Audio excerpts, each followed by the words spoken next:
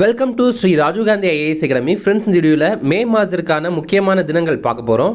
2025 மே மாதத்திற்கான முக்கியமான தினங்கள் பார்க்க போகிறோம். ஓகே, சரி வாங்க பார்க்கலாம். ஃப்ரெண்ட்ஸ், இந்த வீடியோட நோட்ஸ் எல்லாமே கீழே பிடிஎஃப் டிஸ்கிரிப்ஷன் கொடுத்துருக்கோம். அதெல்லாமே கிளிக் பண்ணி டவுன்லோட் பண்ணிச்சிங்க. அப்புறம் நம்ம டெலிகிராம் குரூப்புடைய லிங்க்மே கீழே டிஸ்கிரிப்ஷன் கொடுத்துருக்கோம். அதுலேயுமே கிளிக் பண்ணி ஜாயின் பண்ணிங்க. நம்முடைய டெலிகிராம் குரூப்பில் கரண்ட் அஃபேர்ஸ் குயிசஸ் நடத்திட்டு வரோம். நீங்களுமே ஜாயின் பண்ணி அட்டன் பண்ணிக்கலாம். ஓகே, சரி வாங்க பார்க்கலாம். ஃபஸ்ட்டு உலக உழைப்பாளர் தினம். இது மே 1ஆம் தேதி, வேர்ல்டு லேபர் டே அப்படின்னு சொல்லுவாங்க, அல்லது மே தினம், மே டே அப்படின்னு கூட சொல்லுவாங்க. இது என்ன அப்படின்னா, 1886 ஆண்டு அமெரிக்காவுடைய சிக்காகோவில் 8 மணி நேரம் வேலை நேரம் வேணும் அப்படின்ற மாதிரி அங்கே இருக்கிற உழைப்பாளர்கள் போராட்டம் நடத்தியிருந்தாங்க.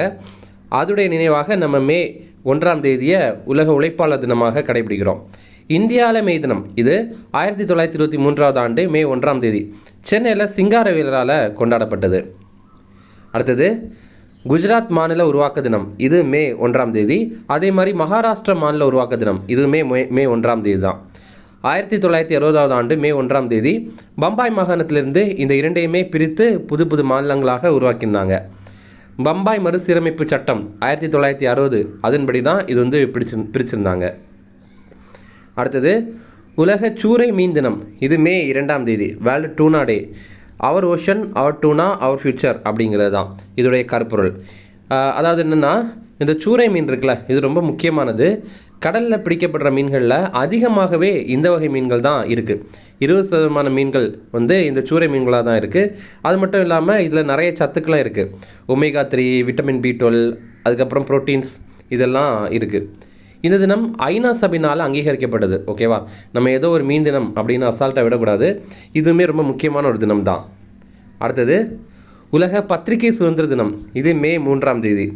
இந்த ஆண்டுக்கான கருப்பொருள் துணிச்சலான புதிய உலகில் அறிக்கையிடல், பத்திரிகை சுதந்திரம் மற்றும் ஊடகங்களில் செயற்கை நுண்ணறிவின் தாக்கம் அப்படிங்கிறது தான். அடுத்தது சர்வதேச சிறுத்தை தினம். இது மே 3ஆம் தேதி, இன்டர்நேஷ்னல் லெப்பர்ட் டே. இதே மாதிரி பார்த்தீங்கன்னா சர்வதேச பனிச்சிறுத்தை தினம். இது அக்டோபர் 23ஆம் தேதி.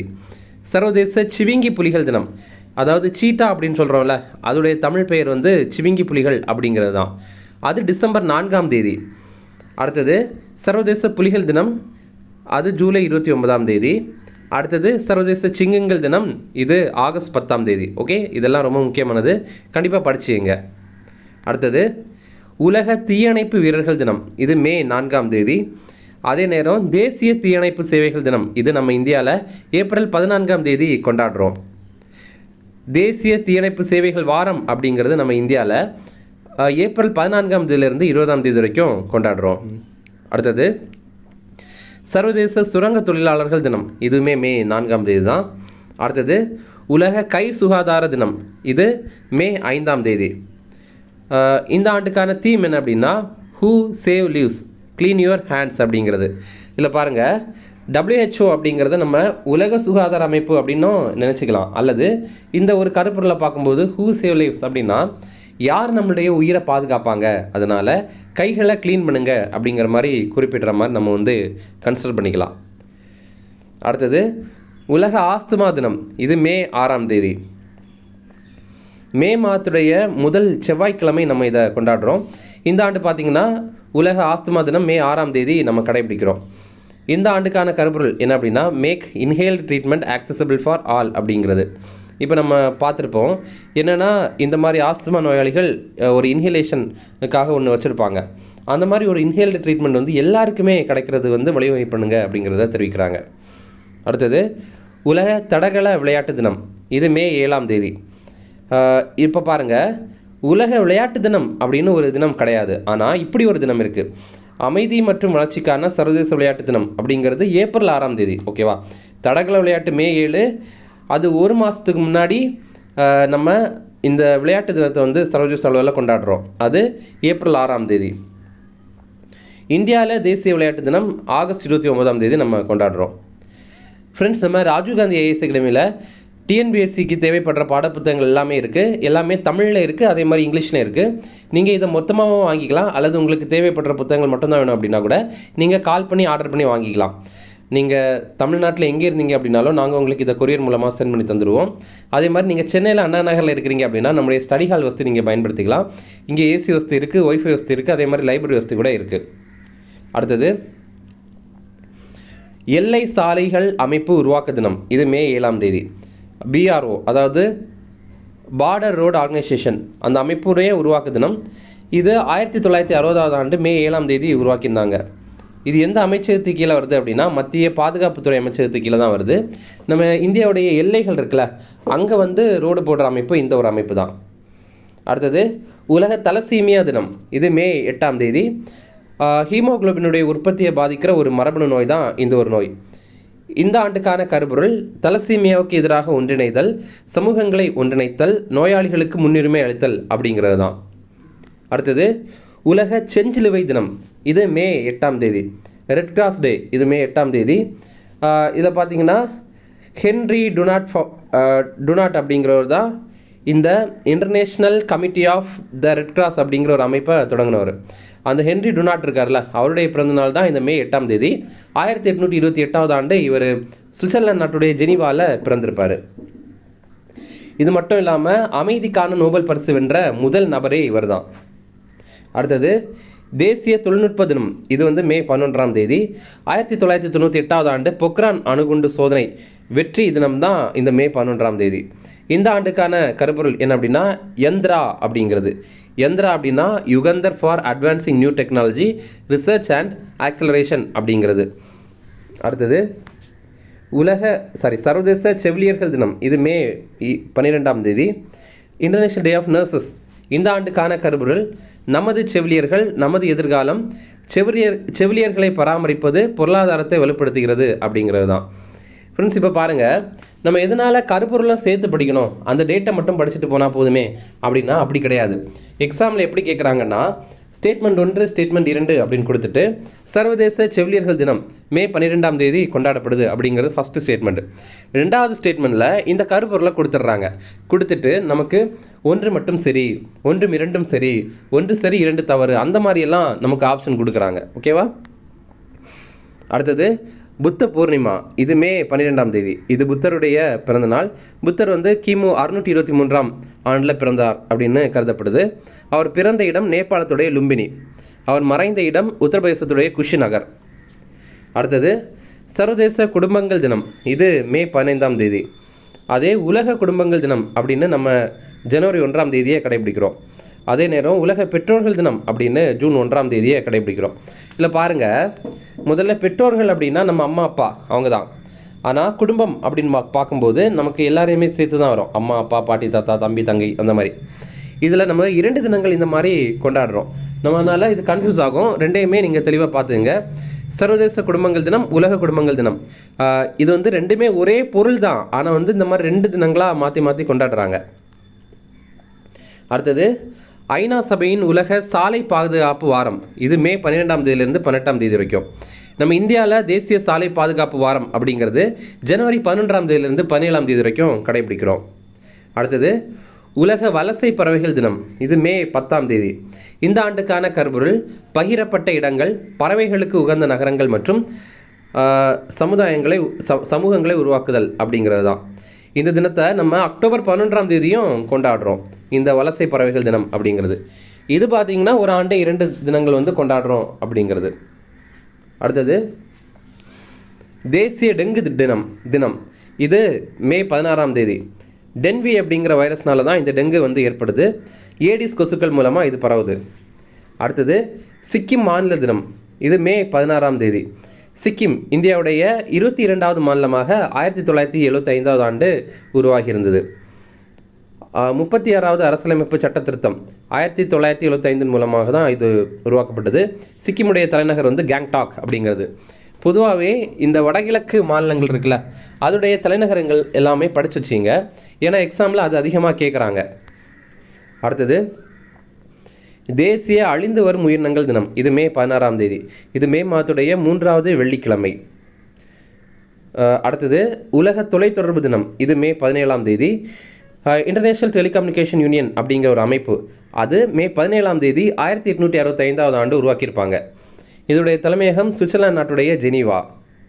அடுத்தது உலக உயர் இரத்த அழுத்த தினம், இது மே 17ஆம் தேதி. இந்த ஆண்டுக்கான கருப்பொருள் உங்கள் இரத்த அழுத்தத்தை துல்லியமாக அளவிடுங்கள், அதை கட்டுப்படுத்துங்கள், நீண்ட காலம் வாழுங்கள் அப்படிங்கிறது தான். அடுத்தது உலக எய்ட்ஸ் தடுப்பூசி விழிப்புணர்வு தினம், இது மே 18ஆம் தேதி.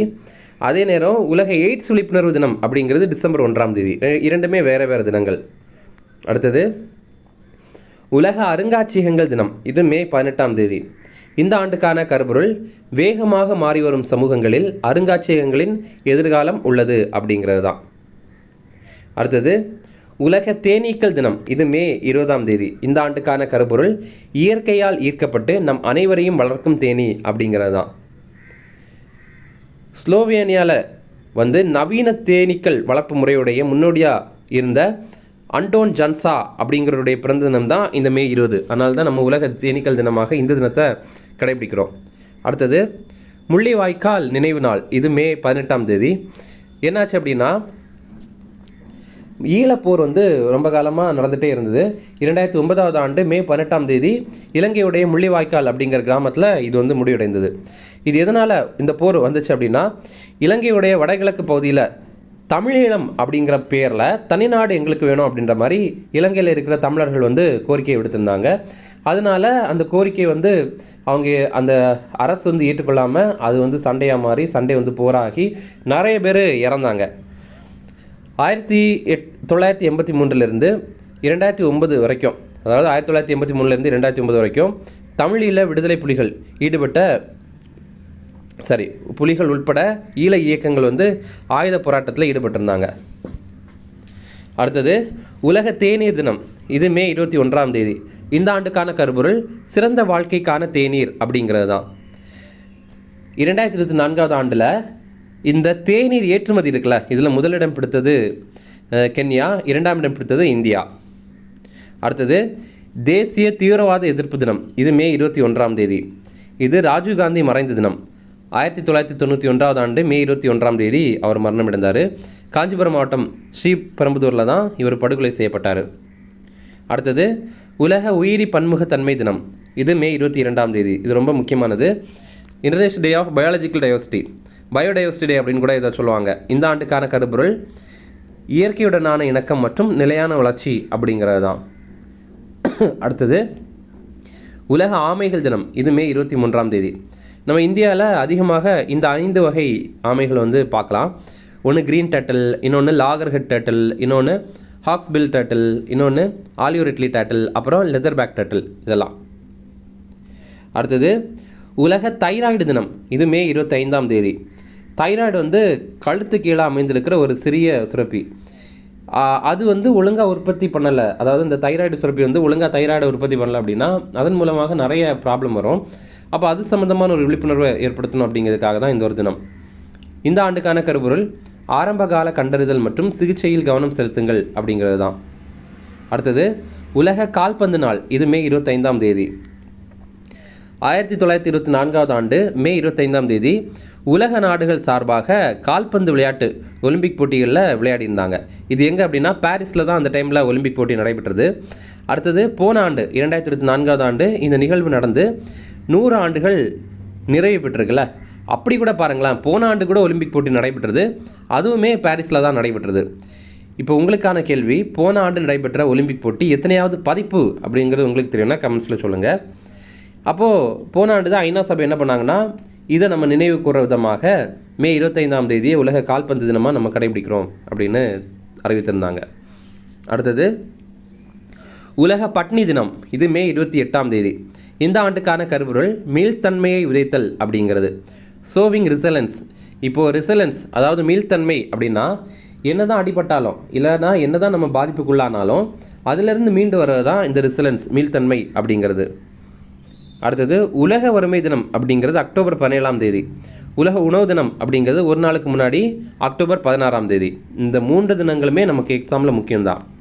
அடுத்தது உலக மாதவிடாய் சுகாதார நாள், இது மே 28ஆம் தேதி. இந்த ஆண்டுக்கான தீம் என்ன அப்படின்னா together for a period friendly world அப்படிங்கிறது. அடுத்தது ஐநா அமைதி காப்பாளர்களின் சர்வதேச தினம், இது மே 29ஆம் தேதி. இது என்ன அப்படின்னா, இப்போ ஐநா சபை ஒரு படையை உருவாக்கியிருக்காங்க. எங்கெல்லாம் போர் நடக்குதோ அங்கே போய் அமைதி உருவாக்கணும் அப்படிங்கிறது தான் இந்த படையுடைய நோக்கமே. இந்த ஆண்டுக்கான கருப்பொருள் அமைதி காக்கும் பணியின் எதிர்காலம் அப்படிங்கிறது தான். அடுத்தது உலக எவரெஸ்ட் தினம், இது மே 29ஆம் தேதி.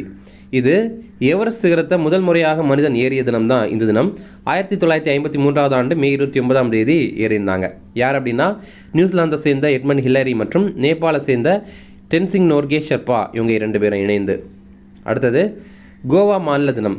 இது மே 30 1961 ஆண்டு போர்ச்சுகீசியர்கள் பிடியிலிருந்து கோவா வந்து மீட்கப்பட்டது. அப்போது கோவாவுக்கு யூனியன் பிரதேச அங்கீகாரம் தான் வழங்கியிருந்தாங்க. அப்புறம் மே 1987 30 கோவா இந்தியாவோட 25வது மாநிலமாக ஆகியிருந்தது. அடுத்தது உலக புகையிலை ஒழிப்பு தினம். இது மே 31 இந்த ஆண்டுக்கான கருப்பொருள் பிரகாசமான பொருட்கள், இருண்ட நோக்கங்கள், கவர்ச்சியை வெளிப்படுத்துதல் அப்படிங்கிறது தான். அதாவது இந்த புகையிலை சம்மந்தமான பேக்கெட்ல எல்லாம் பார்த்தீங்கன்னா அதெல்லாம் ரொம்ப பிரகாசமாக இருக்கும், அது மாதிரி ரொம்பவே கவர்ச்சியாக இருக்கும். அது இந்த உலகத்திற்கு வந்து அதோடைய இருண்ட நோக்கங்களை வந்து வெளிப்படுத்தணும் அப்படிங்கிறது தான் தெரிவிக்கிறாங்க. நம்ம தமிழகத்தில் 89% பள்ளிகள் புகையிலை இல்லாத பகுதிகளாக அறிவிக்கப்பட்டிருக்கு. அதே மாதிரி 87% கல்லூரி பகுதிகள் அதுவுமே புகையிலை இல்லாத பகுதிகளாக அறிவிக்கப்பட்டிருக்கு. அவ்வளோதான் ஃப்ரெண்ட்ஸ், இந்த வீடியோ பிடிச்சா கண்டிப்பாக லைக் பண்ணுங்கள். நம்மளுடைய சேனலுக்கு சப்ஸ்கிரைப் பண்ணி வச்சுங்க.